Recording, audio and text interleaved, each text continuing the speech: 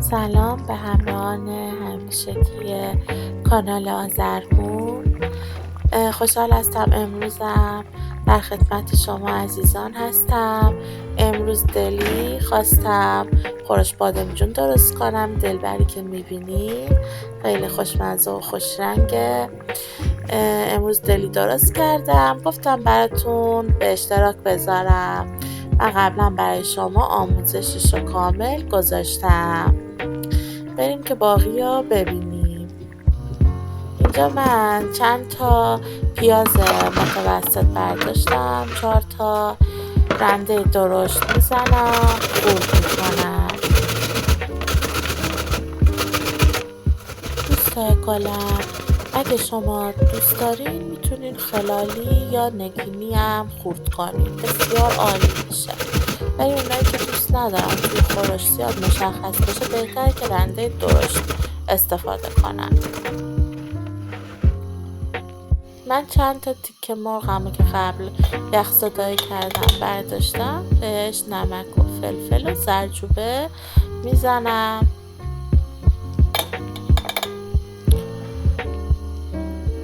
تیکای استخونی هم خوشمزه میشه توی خورش بادمجون، مثل کمر، گردن، خوشمزه میشه. حتما استفاده کنید. من همیشه خورشتامو 2 ناهاره درست میکنم دوستای گلم، چون بچه مدرسه‌ای دارم و همسرم هم با خودش نهار میبره بیشتر موقع. به خاطر همون من سعی میکنم همیشه غذا زیادتر تو خونه درست کنم، باشه همیشه غذا. برنج خوشمزه ما که عطرش همه جا پیچیده دیگه به قول افتاده. 2 ساعت ریز کرده بودم این دونه رو. این دونه هاشمی دودیه، فوق‌العاده خوش عطر دوستان. ترجیح دادم دمی بذارم. مرغام اینجا میذارم سرخ شه. یه قاشق سرخالی روغن جامد برداشتم، دارم با همون سرخ میکنم.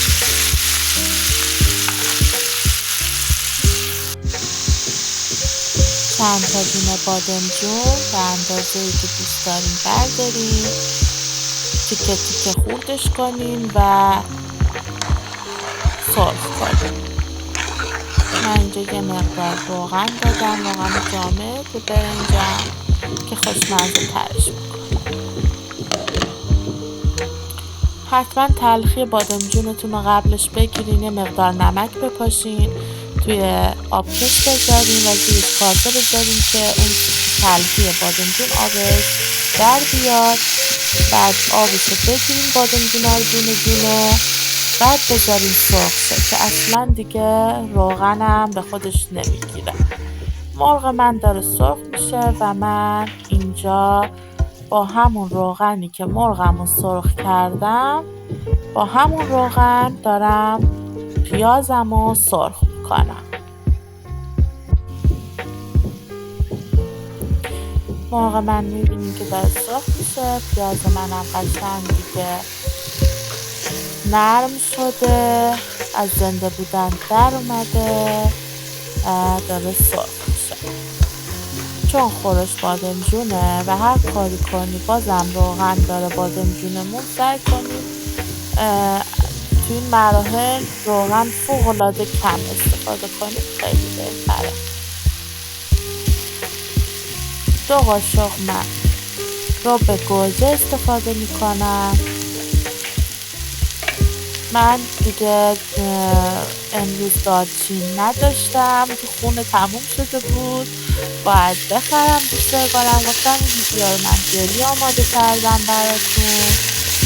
شما توی مرحله چوب دارچین داشتین چند تا دیگه بندازین. اگه روز دارچین هم داشتین به نصف چای قاشق حتما بریزید که فوق‌العاده عطرش رو بهشتی میکنه و خوشمزه. یکی از چاشنی‌های خوشمزه همین خورش بادمجون عطر دارچین و طعمشه که باید داشته باشه حتما، خیلی خوشمزه‌ش میکنه. رو بمونه اینقدر تاپ میدین تا رنگش قشنگ باز شه. می‌بینیم که رب گوجه من قشنگ رنگش باز شده. ببینیم چقدر خوش رنگ شده. هیچ روغنی هم استفاده نکردم. دیگه مرغای خودم و تیکای مرغمو که قبل سرخ کردم و روی همین پیازم میچینم.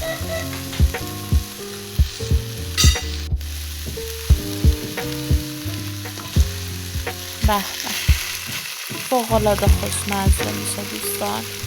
خورش بادمجون یکی از غذاهای فوق‌العاده لذیذ و خوشمزه است که ما خیلی دوست داریم.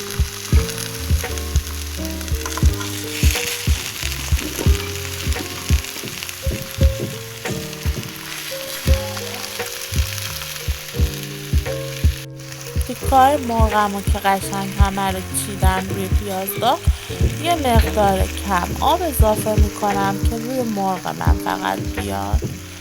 زیاد آب نریزین چون بیمزه میشه خورشتتون. سعی کنین از آب کمتر استفاده کنین تو خورشتاتون. همیشه جا افتاده و غلیظ باشه، خوشمزه تر میشه. در قابلممو میذارم تا نیم ساعت جا بیفته. خب حالا میبینیم نیم ساعت ما گذشت و من دارم آب لیمو اضافه میکنم. ما ترش دوست داریم و آب لیمو زیادتر میریزم. خودتون میتونین نسبت به ذائقتون کم و زیادش کنین. بعد این دیگه من بادمجونامو میچینم روی خورشتم که سرخشون کردم و دیگه 10 دقیقه بعد که ریز غل زد درشم نمیذارم دیگه جا میفته. میبینین که اینجا دیگه خورشت من آماده است و یه مقدار من ریختم.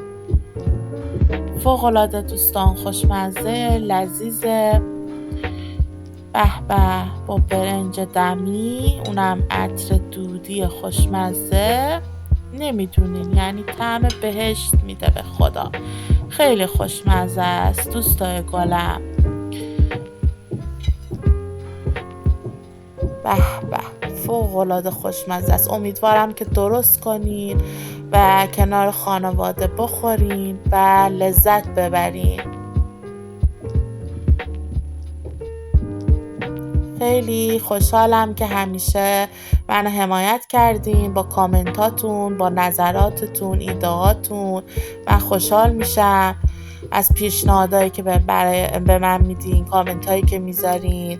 حتما منو به دوستانتون معرفی کنین، سابسکرایب کنین و اون قلب کوچیک و بیرنگ و قرمزش کنین تا برای من یه امیدواری باشه تا بتونم برای شما ویدیوهای بهتری رو به اشتراک بذارم. تا بعد، خدا نگهدار.